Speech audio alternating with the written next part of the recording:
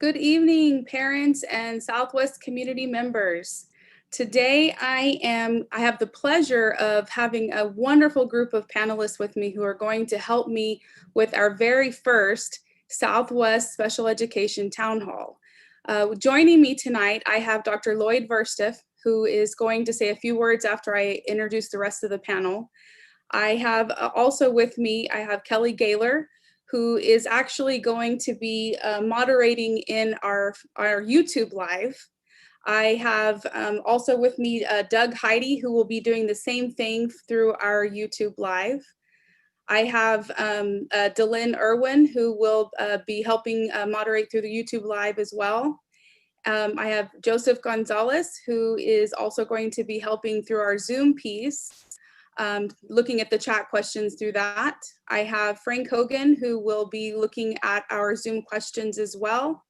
And then I also have with me Valerie Maldonado, who is our Director of Health Services, who's going to be helping with any questions that we might have later, specifically related to her area. But before we get started, I'd like to turn it over to Dr. Verstiff to say some opening remarks. Thank you, Dr. Hogan. And I also like to echo a welcome to all of our community members. You know, we're in a very unprecedented time with a world pandemic hitting our backyard in March and having to move to an emergency virtual environment and making through the end of the 1920 school year. And now we're in August, still doing preparations to open up for the 2020-2021 school year. And so we've done a number of these informational town halls. We know that when we say town hall, it normally is kind of engaging back and forth.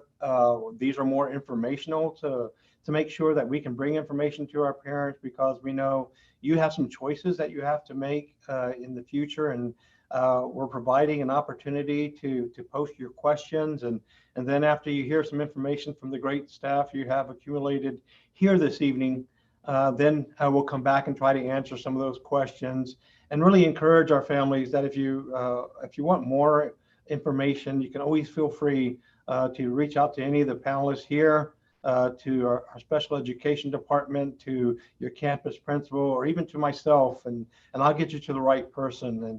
And there's a few things that we know, and there's still a lot of things we're still preparing for moving into the new school year. And so to give our parents kind of a frame of what we do, we meet every day of every week continuously with our other counterparts, ISDs, with our Texas Education Agency, with our Metro Health health experts, with our state and local leadership. We are constantly in different Zooms and having dialogue and conversation. We're watching the metrics and what happens in the COVID landscape.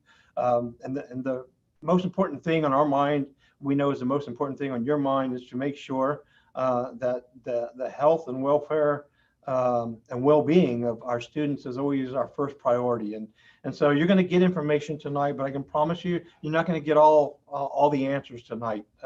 We're still working through some things. And one of the most important, I think, we're working through to take to our board at a board meeting on Tuesday evening is kind of a color-coded rubric that we're trying to associate different types of the COVID data landmarks so we can make better decisions. And it's going to be a color-coded environment that's going to be red and orange and yellow and green. And we're going to use things like positivity rate for the COVID data, the doubling time, and Valerie Maldonado, our Director of Health Services, is really exceptional in this area, and she's helping us put the final touches to that to take to our board. And we know that our counterparts in Bexar County, the other 12 traditional ISDs, are looking at and doing the same type of work because we know you need information.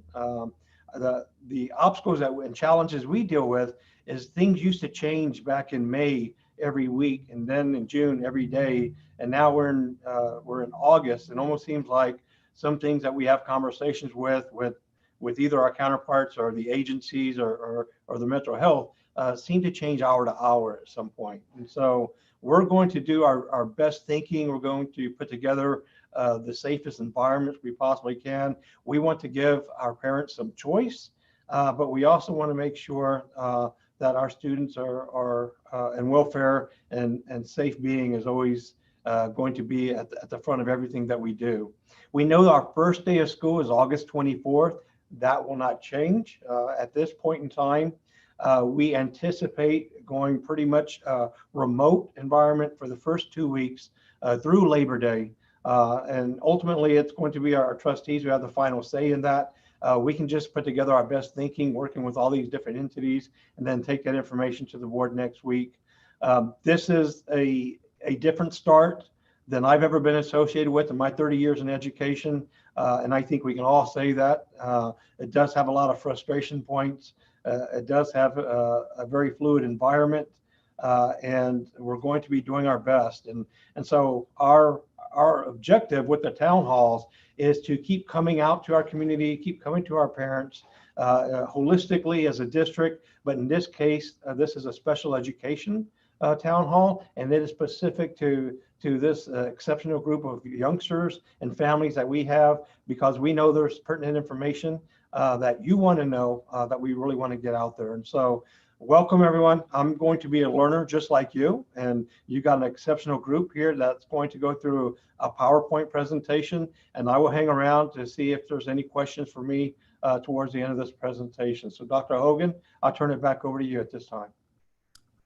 Thank you, Dr. Verstev. I'm going to share my screen so that we can start our PowerPoint.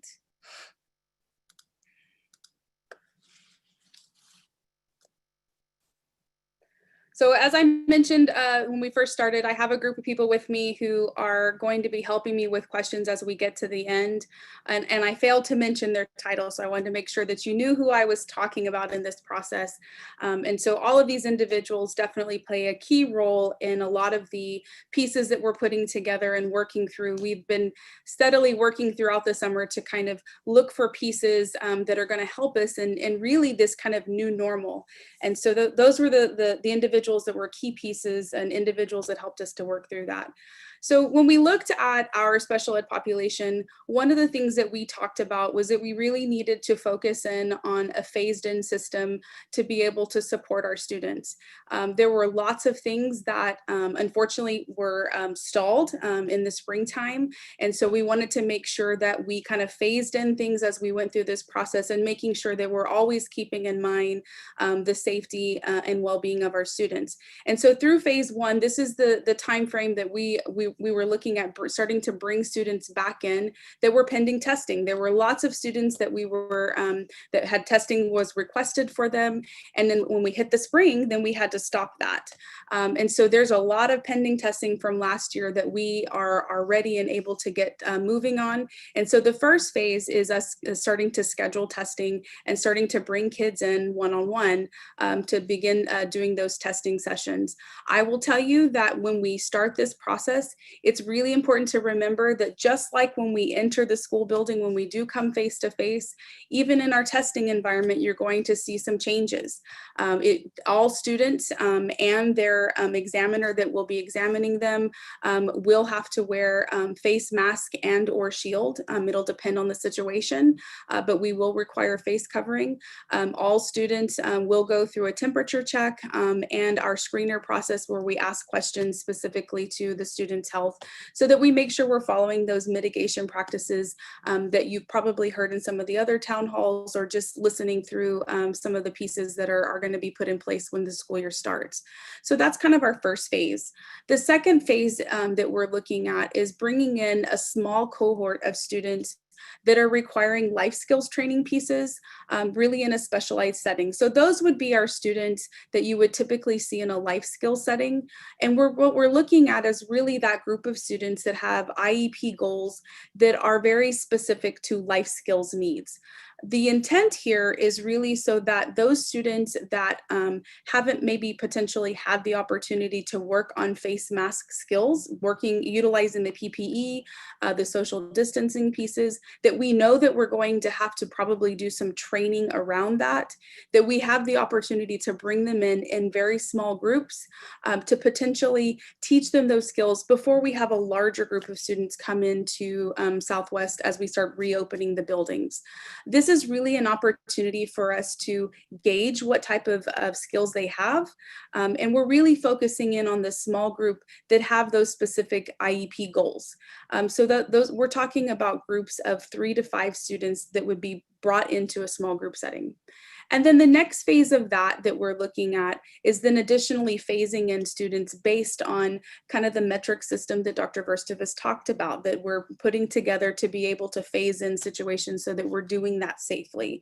So that's kind of the phased in process that our department has really been working on, so that we're able to really practice those skills with students and with staff to make sure that we're following those mitigation practices that our health department and our director of health services for Southwest has really emphasized the necessity for as we move into this coming school year.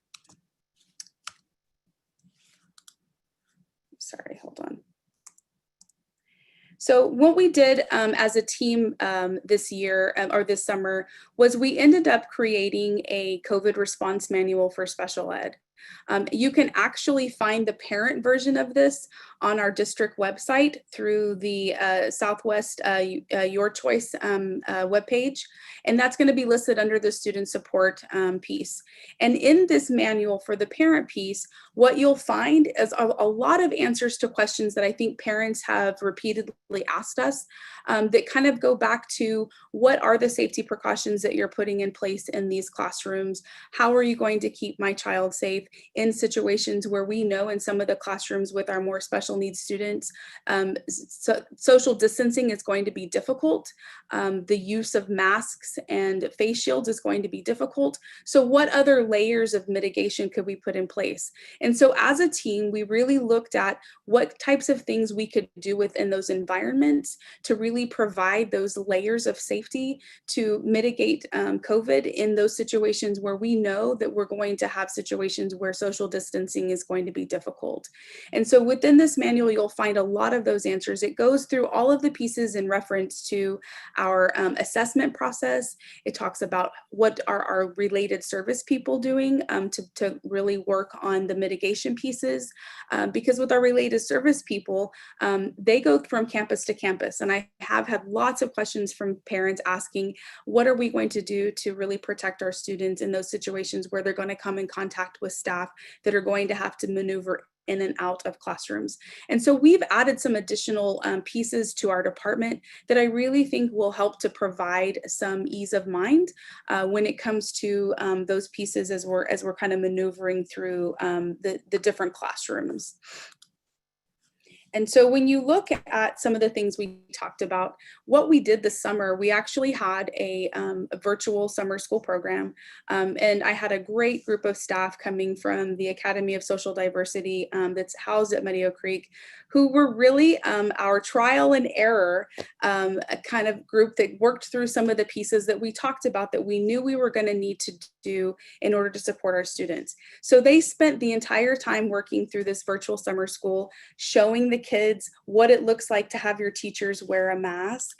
They helped the children make masks on their own virtually so that we could get them acclimated to wearing PPE and not looking at it as such a negative piece for them. And those pieces were a lot of fun to watch kind of play out, but it also gave us some real indication of which students we felt could easily wear masks or face shields without any difficulty, and which ones were we really going to have to teach those skills.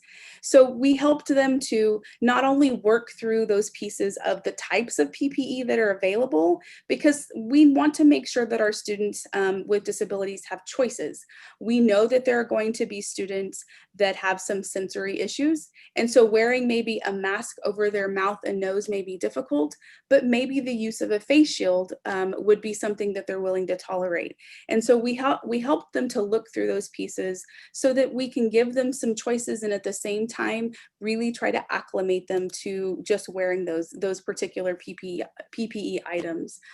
We did a lot of work around social stories with some of our students.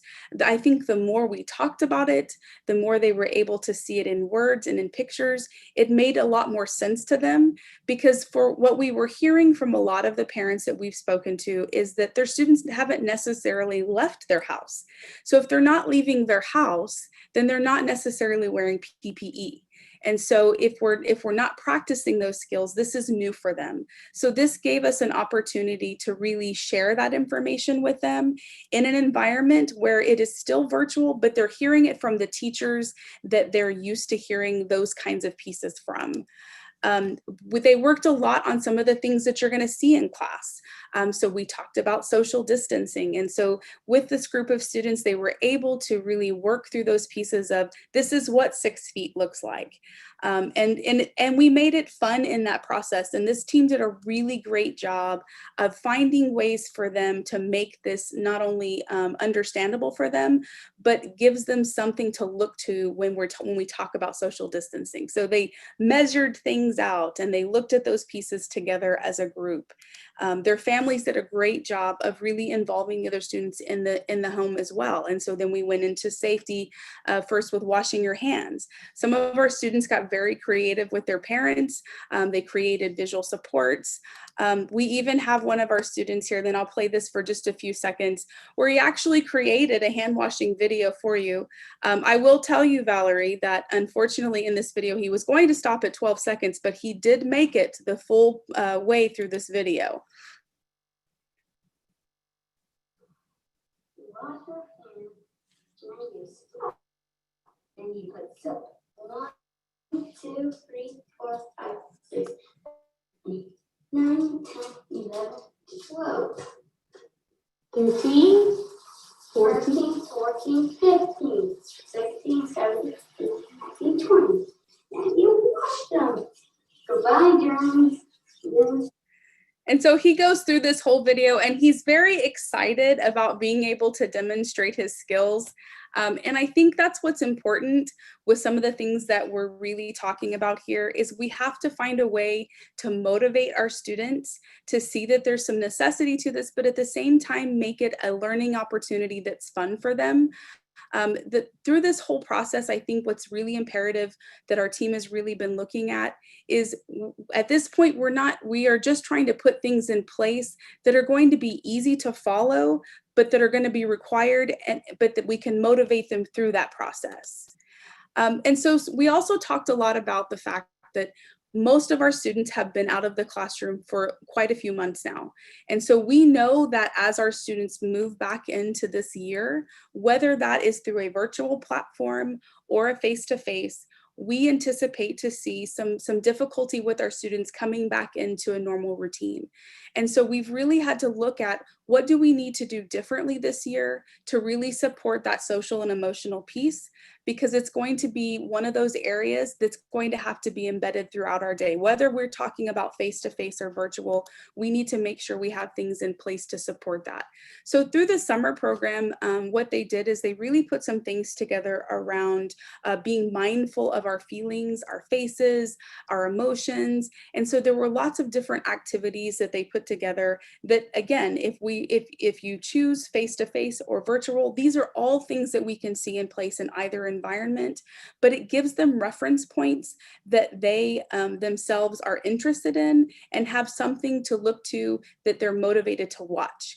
And so we were looking for things that would do those things hand in hand, but still work through some of the self-regulation pieces that we know are going to be really important as we move forward and work through some of those circumstances that I know we will see just moving back into the new year.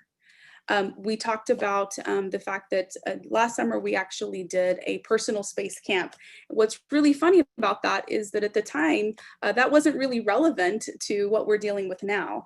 And this became even more relevant this year. And so our personal space camp did come back this summer.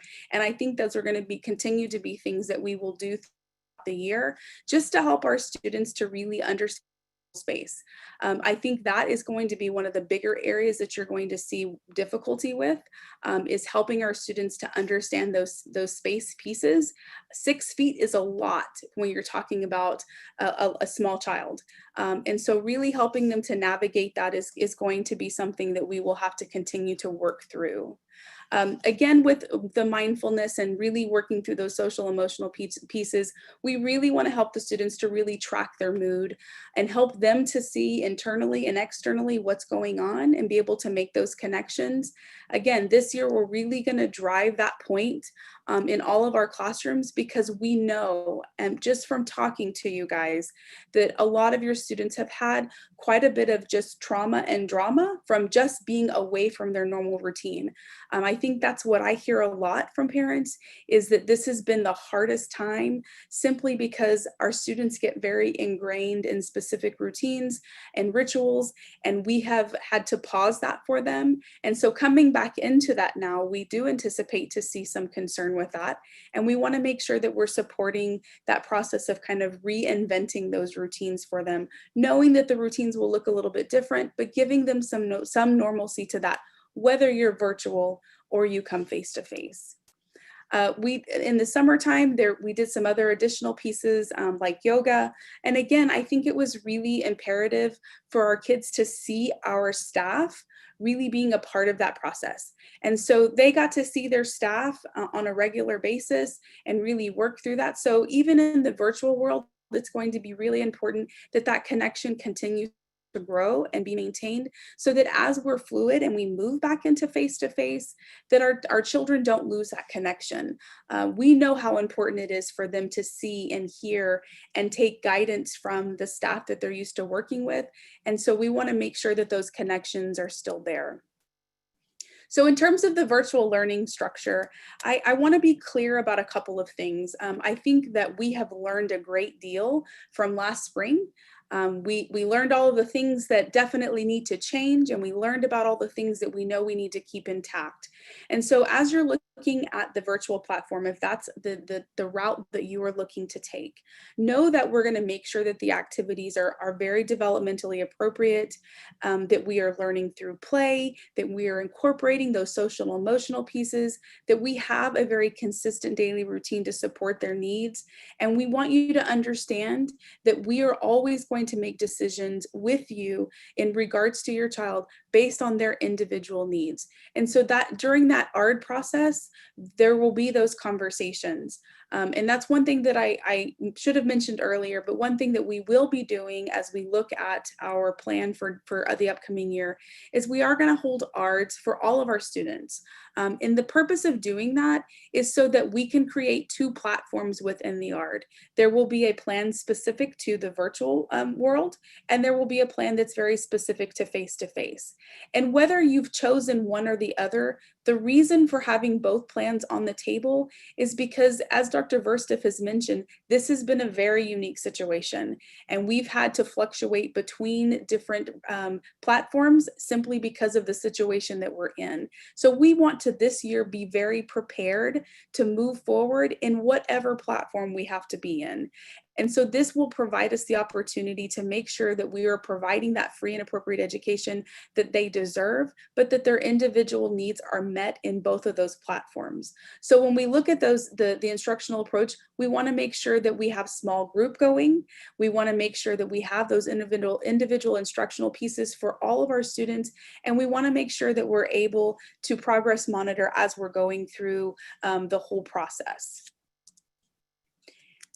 And so looking at the homeschool connection in the virtual world, know that we're going to continue to provide those virtual parent-teacher pieces. We want to stay in contact with you. I think, especially within this group of our parents, what I've learned from the spring is that we need to be able to be that empathetic ear for you and walk you through situations that maybe we haven't talked about.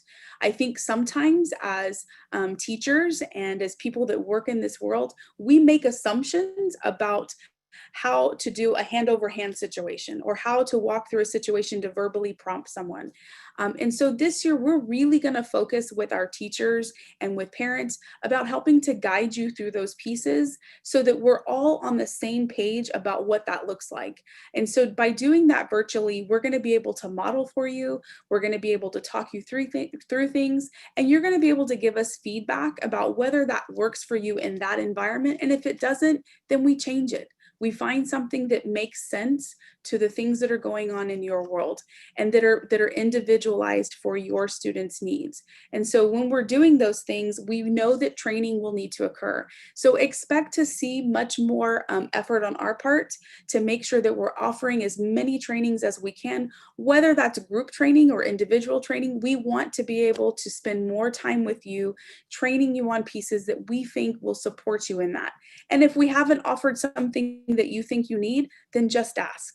Definitely, we are at a point where we can definitely create new pieces to support you. This is definitely a time in our educational field that we're having to kind of pave the way. And so as we're paving the way, we really want to make sure that you're a part of those pieces so that we're doing things that make sense to our community and to our parents. So the technology piece, again, I want to just make sure that you understand that we do have the supportive technology pieces, the platforms to support that. We are going to be adding some additional pieces that I think will make sense for some of our students that we didn't have in the past. And we're going to make sure that we provide not only live Zoom meetings for our students in individual or small group, but we're going to make sure they're recorded. We are very realistic to the fact that a lot of our students that may end up choosing virtual for are not going to be able to sit for the specified amount of time at the time that we've asked to do that. And so we want to make sure that those lessons are available so that when you can get them to sit and take part in that you have it available for you. And that's going to be a big part of this, is that we work together to find what's going to work for you and your family. And so teacher expectations this year, when we look at what we're going to do to support you and our students in the classrooms, both virtually and face-to-face, is we're creating lesson plans that are going to be sent out on a weekly basis so that you have an idea of the plan and the ideas and the extension activities that are really going to support the curriculum that we're utilizing with our students. And when I'm speaking to this, I'm really speaking to our more specialized classrooms, like our early childhood special ed classrooms, our life skills classrooms. And the reason for that is because all of our activities are really connected. And we want parents to kind of see the game plan. What does this look like for the week? We want to make sure that everyone has a clear understanding of what we're attempting to do so that you have the opportunity to ask us questions. What is the purpose of this? How can I extend this activity further because they're really liking this activity? It's going to give us feedback in that process as well. And so in terms of an example of a weekly lesson plan, you're going to see, you're going to have daily morning messages, and those things are going to really help to be able to get the students active and motivated to be able to be focused. There'll be some daily calendar based lessons, small group activities that are really going to be based on the literacy and the math pieces and other activities. And then there's going to be some daily read alouds. And so those are basic things to those more specialized settings that we're going to make that are just really specific to that group.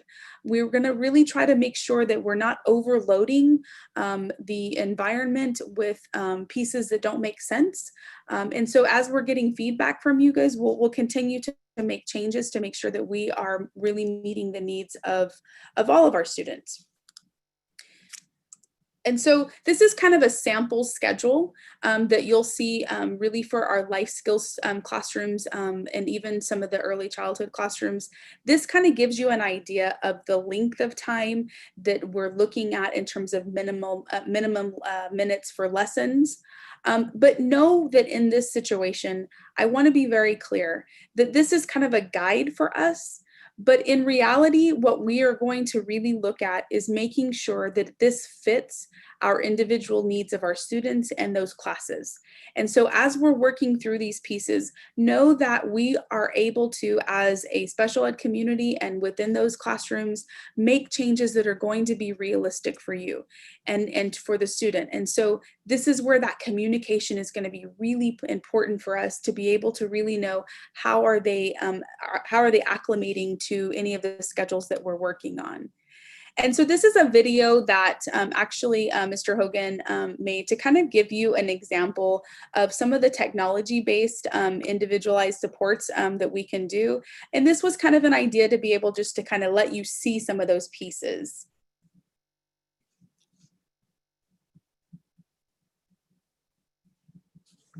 Jeffrey is a first grader who was diagnosed with an autism spectrum disorder. He is out in general education 80% of the day. Jeffrey is very well behaved and gets along nicely with his peers. Jeffrey's parents have decided that they want him to stay at home and receive instruction virtually for the 2020-2021 school year. During a recent virtual ARD, Jeffrey's case manager, Ms. Marks, noted that Jeffrey has a critical need in the area of letter recognition and sound spelling. Jeffrey can consistently identify all but 8 of the letters of the uppercase alphabet and all but 11 of the lowercase. In addition, Jeffrey does not understand the alphabetic principle that letters in words have specific positions in words. He might spell the word cat, A-T-C. Ms. Marks suggested that Jeffrey use a free sight word game on his iPad called Little Speller. Little Speller is an easy-to-use 3-letter word set of digitized flashcards that lets kids practice spelling and recognizing basic words. It's fully customizable from the level of hints to even recording your own labeling for each word.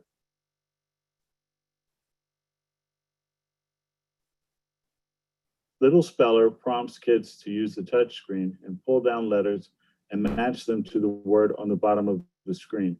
Each word is paired with a clear color picture.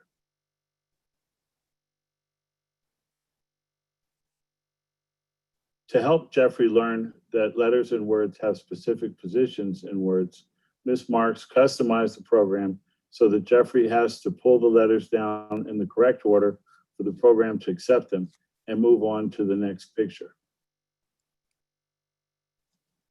Jeffrey likes doing Little Speller and repeats each letter after the program says the letters. He has quickly improved. Mom says he now starts each word in the game with the correct beginning letter. And so the point in that is that understand that as we're hearing from you that there are things that they're not getting, that we're struggling with, there are lots of technology pieces, there's lots of supports that we can put out there to really support that. This is just, again, where I want to again reiterate, we just need to make sure we have good communication. And so we want to make sure that we are that support network for you, and this will be a way for us to kind of work through those pieces. In terms of the inclusion support, I've had a lot of questions around that this summer. Know that for our students that are receiving inclusion services in the general ed classroom, know that for whether we're talking about virtual or face-to-face, we're going to continue to make sure that those services are being provided. However, in the virtual piece, what I will tell you is that the special education teachers are going to continue to provide them during those gen ed times that are virtual sessions. So the teachers are going to be in those classrooms when those services are being provided. They're going to continue to work with the general ed teachers to identify accommodations and modifications to support instructional materials. And so this again is going to take a lot of communication on the part of both the general ed and the special ed teacher. And the special ed teacher is going to work with the general ed teacher in terms of their weekly planning to just identify some additional supports that may be appropriate. But there's going to continue to be that active engagement between the general ed and the special ed teacher. And we're going to make sure that those pieces are definitely at play, whether they are, again, virtual or face-to-face. But in the virtual world, you will continue to see them actively involved in those sessions that the general ed teacher is holding. This is actually some of the inclusion support pieces that you can actually find online. And I'm going to make sure that this is linked in our student support piece. But in this, it does provide lots of different accommodations that are specific to different areas within the academic world. And so those supports are things that not only can teachers access, but parents can access. And so they may be some things that we find in here that we say, hey, let's look at the math accommodations. Let's see if this is something we can work through. And so these are going to be ways that we can kind of communicate those pieces to be able to support that. These are some examples. These were actually provided by one of our Academy of Social Diversity teachers. And again, these are just visual accommodations that we can use to support them in the virtual world. These again it's going to be very specific to the individual student. So know that as we're looking at some of these things, we are going to look specifically at the individual needs of the student. So let's talk a little bit about face-to-face. I know that that's been one of the big questions that I've had is, what is it going to look like? And so we actually, I used one of our academy teachers. She definitely lovingly let me into her classroom while she was creating the space to create social distancing. And I want to show you some of the avenues that we have utilized to kind of support that. Again, know that these are examples, but the intent of what you're going to see in these pictures is really what we will be looking for in those specialized settings. Mr. Hogan actually created kind of a diagram of what he was looking to make sure that we had some ideas in place for the teachers to look for. And so in the diagram, what you see is kind of a setup that allows for some social distancing. This particular setup was using some clear curtains in the middle of the room and some plexiglass between different spaces, so that we were creating some situations where not only did we have social distancing, but we also had some space where there were dividers that kind of gave those visual cues. This classroom that's on this particular slide also is one of the other classrooms where you can see what the social distancing looks like. When you're looking at how do you create those spaces, this is pretty much the distance you have to look at. So in this room, we don't have any plexiglass up or dividers, but I wanted you to see what that space looked like. In Miss Villanueva's classroom, though, this is how she created this. So each student has their own space. Their own space is set up with their academic space as well as a break area. Most of our students that are within these more specialized settings are used to taking breaks. And so one of the things that she knows that she's going to have to really retrain is being able to know that your workspace and your break space are going to be in the same small area. So she created space not only by giving them their own furniture and things like that, but if you notice in these pictures, there's different colored tapes. And so each student's space is defined by the tape. So you have one student's tape that's green, you have one that's pink, but also notice that the furniture in these particular pictures is also different. So because we're looking at the individual needs of the student, one particular student does very well in a regular desk, and another student needs some additional pieces to make him successful. So when you look at, sorry, it moved there. So when you look at the space, notice how you can see on the floor, she's got the tape very clearly marked as to which space is for each student. So they know their boundaries by the tape, but it also gives them plenty of space to be able to maneuver in those situations. We also used furniture as a visual reminder of their barriers as well, so that you're giving them not only the visual, but you're giving them some physical pieces that helped them to create those particular barriers. The other thing that she created was some dividers to be able to continue to create some space as well. And these are kind of maneuvered throughout her whole classroom, and they can be moved based on how we need to restructure areas.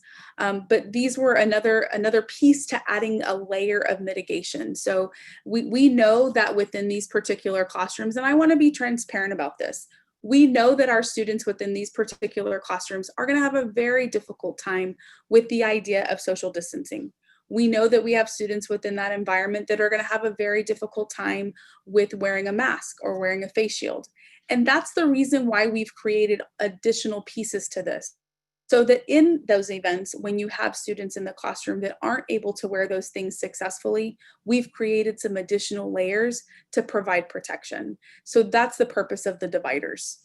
And I think in general, when you think about those things, just know that we anticipate to have students come in without the ability to wear the face mask or the face shield. One of the things that TEA has done is they've made sure to put language in their guidelines that indicates that if we have a student that it has difficulty due to their disability in wearing a face mask or a face shield, that we make accommodations for that. And so that's what we're doing in that situation, is making sure that we're creating layers. But know that we're not going to give up. We're going to continue to work towards everyone being able to be successful in wearing those pieces. And when they're not, then we move to the next piece. We look for something else to make them successful, whether that's putting up additional mitigation pieces so that we're being safe about that, or we just continue to provide that encouragement and mirroring those pieces. But know that we do anticipate that some of our students are going to come in without those abilities, and we're okay with that. We will work with you and we will work with them to support them where they are. That's one thing that I can say wholeheartedly about this department, is we're going to meet you where you are, and we're going to find a way to support those pieces. The other group that I wanted to talk about, which is our adult learners in our SET program. And with this program, it's a really special program because we do lots of different things that we're going to have to really change for this year. And so I want to talk just briefly about some of the things that we're going to be doing differently with this particular program this year. In the past, the SET program was, they had specific job sites that they would go and visit and work with. And honestly, because of the current situation with COVID, we're going to have to kind of scale back. And so we have decided that we've looked at the job pieces that they were doing previously out in the different pieces in the community, and we've looked for ways to mirror that in-house. And so what's going to happen in the SET program is that instead of going out to those particular job sites to do those things at this point, we're going to do it in rotations. So our students, our adult students that are in this program will be placed in small cohorts, and they will work together and rotate through different stations within the building itself, for the SET building. And when they rotate through those those particular classrooms, they're going to have specific job skills that they'll be working on depending on the particular environment that they are in. Know that in that situation, just kind of like what I showed with some of the setups with one of the other classrooms, we're going to make sure that their workstations are incorporating that social distanced space. So although they'll be in the same room, we're going to make sure that everyone has their personal space in those situations. In terms of the cleaning rotation, because those are one of the things that we really work on with our adult students, we have added some additional mitigation strategies that they will be learning, which is going to be really imperative because these are life lessons for them, of course. So we are going to add some additional strategies and pieces that are going to be required as they're going through that particular station. We will be using EPA approved cleaning supplies. They will be wearing gloves at all times when they're doing those particular activities, but know that we're going to be teaching those skills so that they understand the necessity of them. The other thing within the SET program that is important to note is that they do a lot of cooking activities, and I know that they absolutely enjoy them, and so we don't want to take that out of their program. So I know that Ms. Gaylor has put some things in place to ensure that we're able to continue to do that safely. And so as they're cooking, they will be cooking for themselves, and they will be utilizing individually apportioned items and pieces that they'll be using to cook with, so that they're able to cook safely without cross-contamination and whatnot. So we'll continue to do those activities, but it'll look differently for them. And so I know that they will work very hard to ensure that as we are going through these pieces, that we explain that process to them and help them to understand why we're doing things differently this year. The other thing which I think is really exciting this year is that we have set off on a new business venture with the SET program that comes at the best time.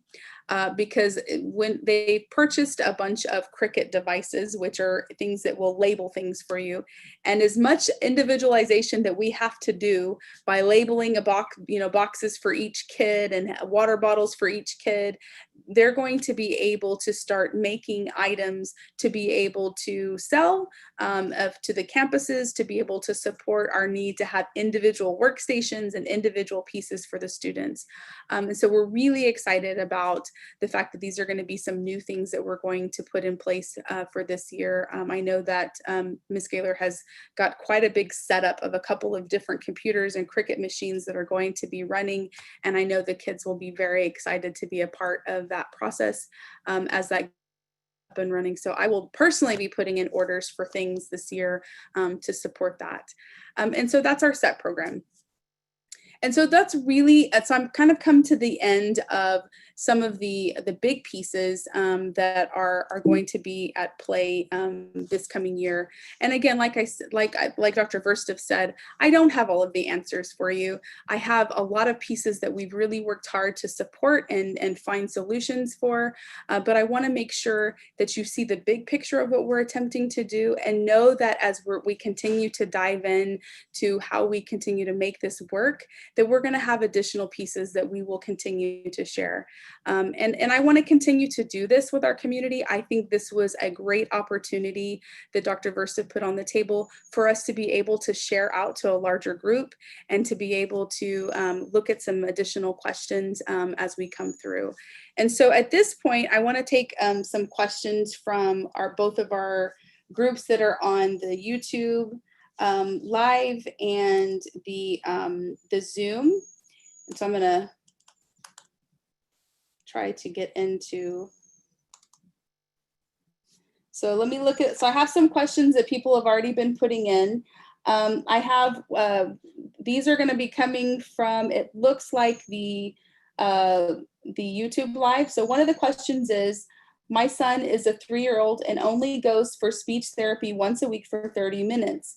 Does he have to wear a mask? So this is what I'm going to share about the pieces for speech therapy. We know that wearing an actual mask over the mouth when it comes to speech therapy is not going to be ideal for as we're doing actual speech therapy sessions. And so one of the things that we've talked about is the use of face shields. And so we are going to have face shields on hand for our speech pathologists. But understand that we know that we may have students that come in without that ability to wear a face shield, but we have put some additional things in place. So our staff will be wearing face shields. They may wear a face mask depending on if they're needing to see the mouth, but they will wear a face shield. We've also added some plexiglass between the student and the therapist. And so those are extra mitigation pieces that we can put in place to support that. So if your child is somebody that doesn't have the ability right now to wear a face shield or face mask, just make sure you let the therapist know that, and we'll work with you. That could actually be something that the speech therapist works on. Maybe they work on some social skills to support the use of a face shield or face mask. Know that for us, it's not just about mitigation at school. We want the students to learn these skills because they're really life lessons right now. To be out in the community and things like that, it's important that we teach those skills so that they can be able to maneuver outside of the house. So that's definitely one thing that we can do. Let's see what else. So how will my daughter's inclusion support on all her classes work with remote learning?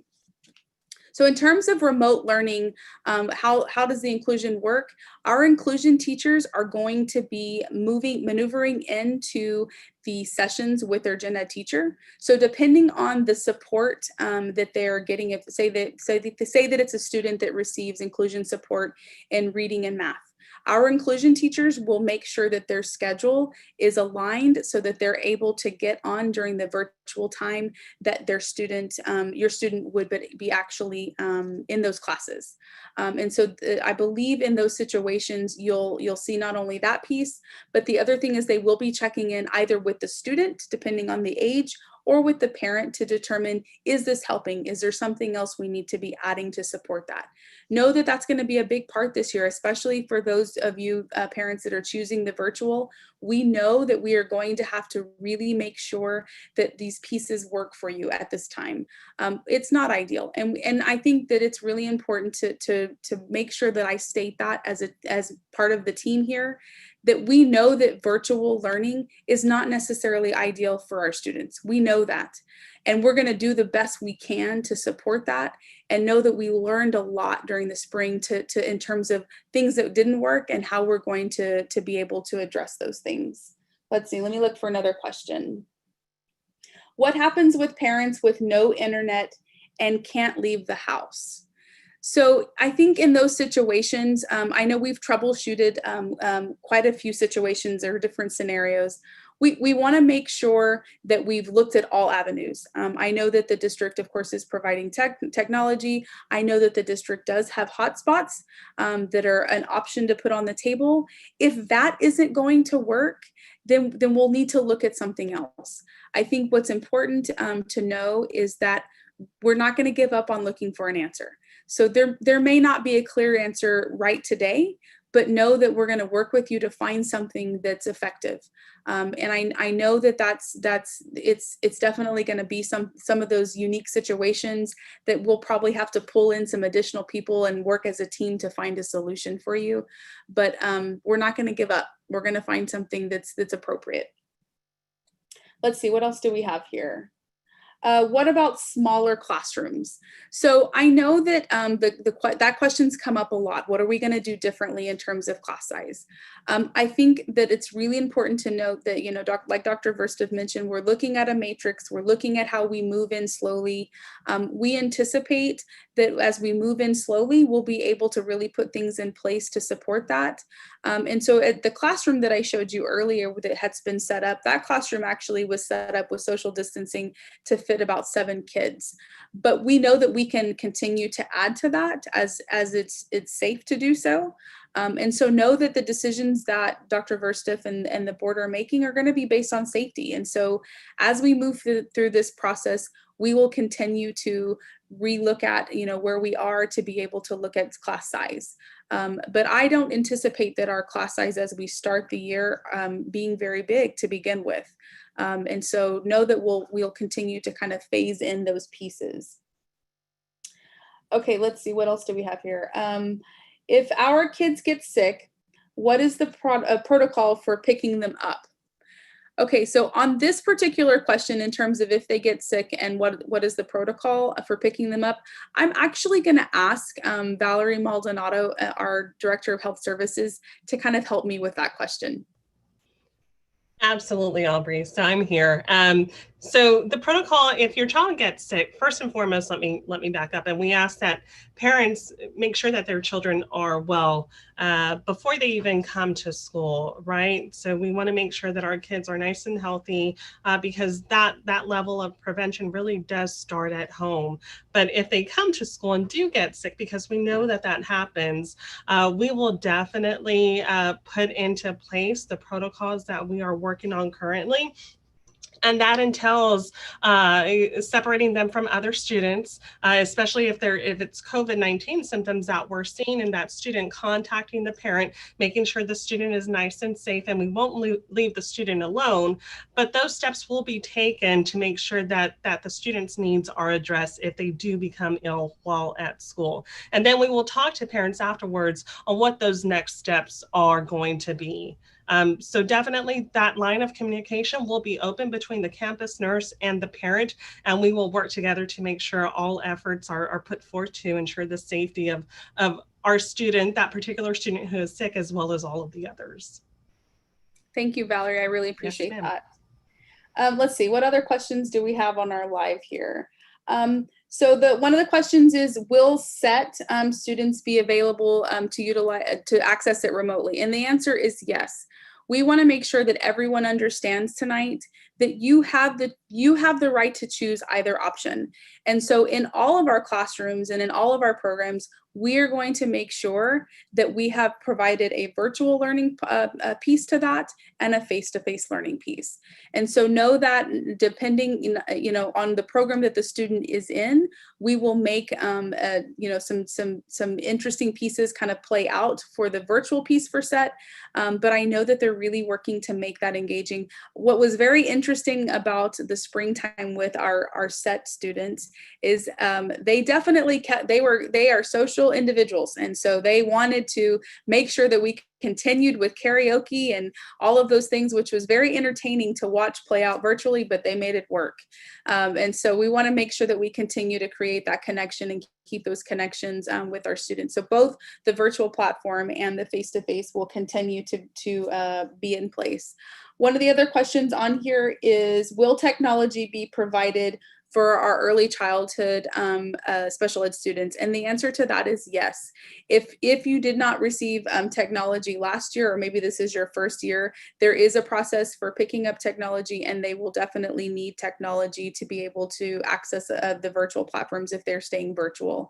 And I will tell you from that early childhood side, what that looks like for them, know that those teachers have worked really hard to come up with programming and schedules that are really specific to that age group. We know that their attention span is not 15 to 20 minutes. We know that attention spans can be 5 minutes or less.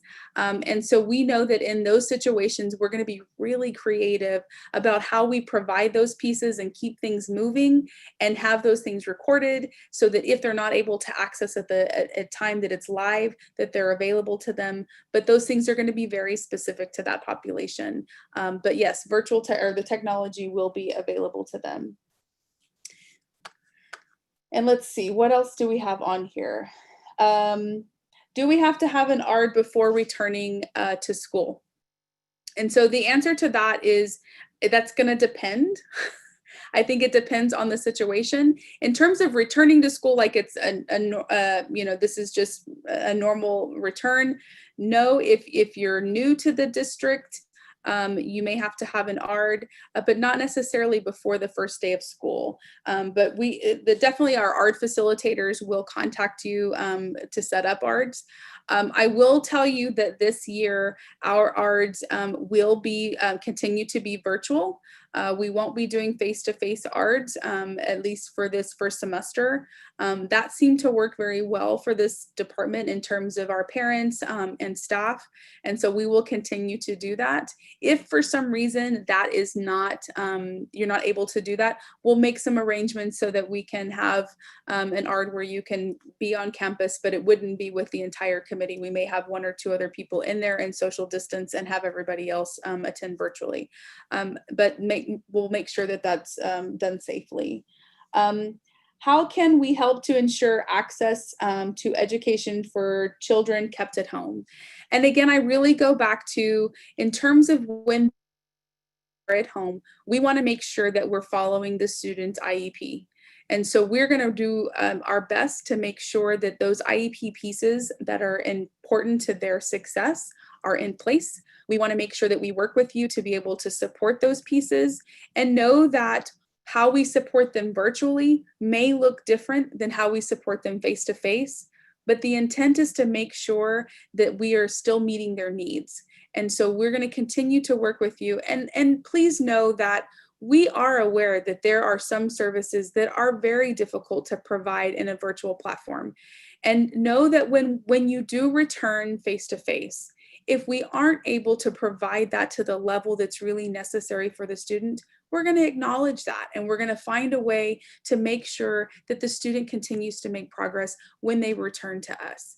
But we're going to do our very best this year to make sure that all of those services can be provided in a unique situation, and know that we will do our best to make sure that those IEPs will continue to be met. Let's see, what else do we have here? Will my student be counted absent if they don't log in scheduled meeting times? And so the answer to that question is that there are specific requirements in terms of engagement and participation. but know that in terms of being able to log on at the required time, if we're talking about some of our students that are, in our more specialized settings, we've created situations so that it's about engagement, and whether they participate during the live session or they access it at a later date or a later time during that day, we just want to make sure they have the opportunity to access it. And if that becomes if you're having difficulty with that, this is when that connection between your case manager or the teacher and you as a parent is going to be really important. I know that some parents have reached out to us and talked about, well, I work and I don't get off until 5 o'clock, so I'm not going to be able to help my student until after 5 o'clock. And we know that that's going to be the case for some of our students. And so know that we want to work with you on that and help you to find ways to support that. So I know a lot of our teachers are setting up tutoring sessions after hours, or setting up virtual meetings with parents after hours to really guide them through those pieces. But the idea here is to support the best way that we can in supporting your student. And I think that if we work together, a lot of those pieces can be successful. Let's see what else. I'm looking for some additional questions. Okay, so a parent is asking, in terms of related services, will they be canceled if it can't be done virtually, such as orientation and mobility or vision?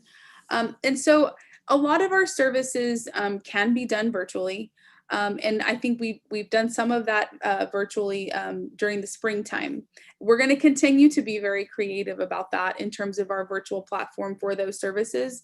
But again, like I mentioned before, when we do return, or when your child does return to face-to-face, know that we are going to recognize when those things have not been successful for them, so that we can put additional layers of support in place when they return face-to-face, to make sure that we're working towards progress for them.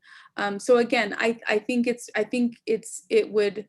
it's important to state that we know and we recognize as a department that there are services that we do provide that are difficult to provide in a virtual platform. They're not impossible, but they're difficult. And it really depends on how well that student engages a virtual platform. And so when those things occur, just know that we're going to try our best to do that virtually, and know that we will make accommodations and add some additional supports when we return to a physical or a face-to-face platform for them. Let's see what else here. If my child is in a special ed class and is going to be remote, how would that work? So if your student is going to be remote and they are in a specialized classroom, like a life skills classroom, then what happens is your teacher of record for that class is going to be setting up a virtual platform or a Google Classroom. And in that classroom, they'll set up activities. They will be doing live lessons. But whether that be individual lessons or group lessons, the group lessons are going to be really important in those classrooms, simply because they want to make sure that they continue to see their peers for that social engagement piece. But we're going to work with families in terms of what's going to give them the most benefit in terms of those pieces. But their schedule is going to be pretty flexible in terms of what the individual needs are. But there is a global perspective within that classroom in terms of what activities they're to complete. The teachers are going to really be working with you and helping you to understand what that schedule looks like. I know that just from talking to quite a few teachers just in the last couple of days, they have learned a lot, like I've said before, through the spring, about what worked and what didn't work. And they know that we're going to have to provide a lot more opportunity for instruction about those pieces. And so know that we'll be working through those pieces with you. Okay, so let's take one more question, and then I'm going to wrap this up for Dr. Verstiff to kind of close it out for us. Let's see.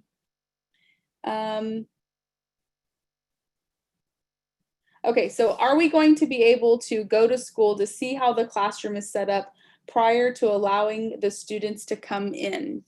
And so what I'm going to tell you about that is that there's going to be quite a few meet the teacher situations set up that are virtual. And so my hope is that when you're going through those meet the teachers that are virtual, you'll be able to see the setup. In terms of coming into the building prior to the first day of school, it's my understanding that we're really limiting who actually comes into the buildings. And we're doing that really for safety. And so I will tell you, even for me, a lot of the teachers are FaceTiming me and letting me look around their classroom, virtually, rather than me walking into their space. And the purpose of that is to really make sure that we're adding those layers of mitigation, because our most important thing here right now is just to make sure that we have safety measures in place to keep everyone safe, our teachers and our students. So additional people coming onto campus is definitely very difficult for us. And I know as parents, you guys are used to being able to walk your kid in the first day, to be able to come in and look in the classrooms. And that's going to be really hard for our teachers too, because they definitely are proud of their classrooms and proud of their student success, and know that we're just going to get better and better at being in this virtual world and being able to share those things with you virtually. And that's kind of why I gave you guys some visuals of some of the things that the teachers have been doing in terms of putting those things in place, because I know that's an important question. And so we will be making those recommendations to the campuses as well, is to make sure that as they're doing those meet the teacher pieces virtually, that they give them they give you guys an insight into what those classrooms are going to look like, so that you feel safe and you feel confident in being able to send your student on the first day of school. Okay, so Dr. Versip, I'm going to turn it over to you to close us out. I just want to send a big thank you to Dr. Hogan and the whole team who was here, who's part of putting all that information together. There's a lot of information, and so our objective is to give out information, not to stop the dialogue after tonight, but to continue having conversations and encourage our parents to reach out to either the campus, our special education office, or this office.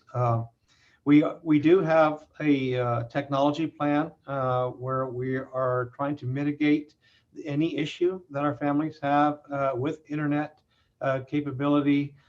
We just want our families and our parents to understand, this COVID is real, and it is in our backyard, and we're going to make the best decisions we possibly can make to make sure that we phase in students over time so that we are successful. So when you look at the landscape of COVID in Bexar County, the trajectory is going the right direction, but it hasn't been the right direction for long enough just yet. So we continue to monitor that. We know that we lost 26 people today in Bexar County, and so we know we're dealing with a very serious issue. And we also know we want to get our students back into the buildings as soon as we can. And so we understand those things. We're going to ask our parents for your patience. We're going to ask you to work with us. Understand, because I saw a few of the questions, that if you are a parent who chooses to stay remote all year long, we will support that and make that work and work with our parents. We know that when we did our survey a few weeks back, that it looked like there were about 26% of the families who are ready to choose on-site, and the other families weren't quite ready just yet. So our parents, you will get to make choices throughout the year at the end of the grading period. So if you choose to stay remote in the beginning of the year, understand after the 6 or 9 week grading period, and we're going to have all this information out to you, you'll get to change that choice later on. And if you choose to come face to face and you just don't feel good about it, you want to draw it back, we're going to work with all of our families and our parents. But no student's going to be forced to come in. And we also want to serve those families who also want that face-to-face, very important teacher engaged environment. So we're going to work through this together as a community, as a school district. We're not going to be mistake-free, I can promise you that. We're going to make mistakes, but we're never going to put our children in harm's way. And so I want to thank the panel. I want to thank our communications department. I think there's a lot of information, and I want to especially thank our community for being part of this information tonight, and wish you all a very safe evening and we will get through this together, and we will see everyone very soon. Thank you, and have a good evening.